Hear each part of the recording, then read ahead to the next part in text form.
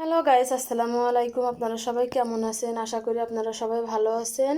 আজকে দুপুরে আমি কি রান্না করব সেই ভিডিও আপনাদের সাথে শেয়ার করব। আজকে দুপুরে আমি রান্না করব মুরগির মাংস।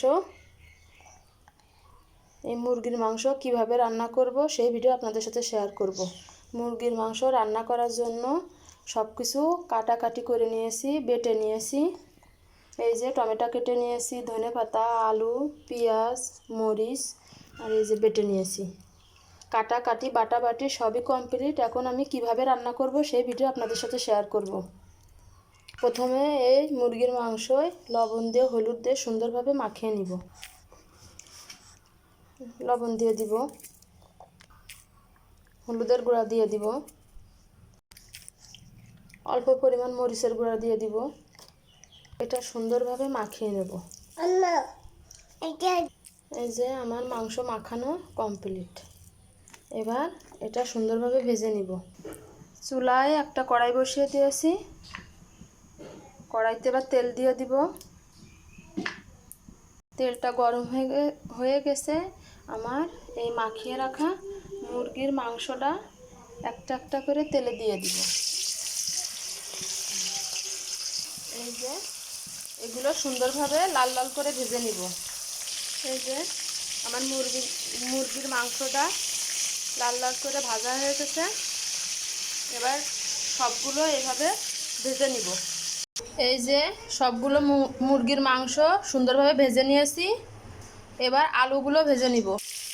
এবার সুন্দরভাবে আলুগুলো লাল লাল করে ভেজে নিব। এই যে আমার আলুটা সুন্দরভাবে ভাজা হয়ে গেছে।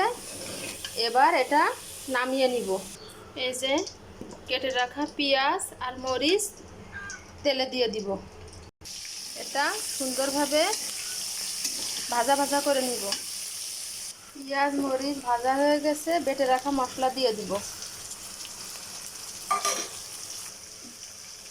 পরিমাণ মতো লবণ দিয়ে দিব, পরিমাণ মতো হলুদের গুঁড়া দিয়ে দিব, পরিমাণ মতো ঝালের গুঁড়া দিয়ে দিব। এটা সুন্দরভাবে নাড়াচাড়া করে নিব। এবার কেটে রাখা টমেটো ধনেপাতা দিয়ে দিব।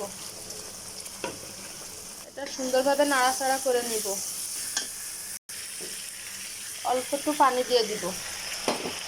মশলাটা কষানো হয়ে গেছে। ভেজে রাখা মাংস আর আলু দিয়ে দিব। মাংস দিয়ে দিব, ভেজে রাখা আলু দিয়ে দিব।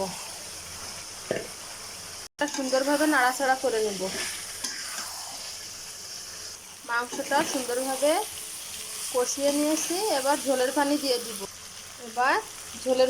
দিব। এই যে আমার কমপ্লিট হয়ে গেছে মুরগির মাংস রান্না করা।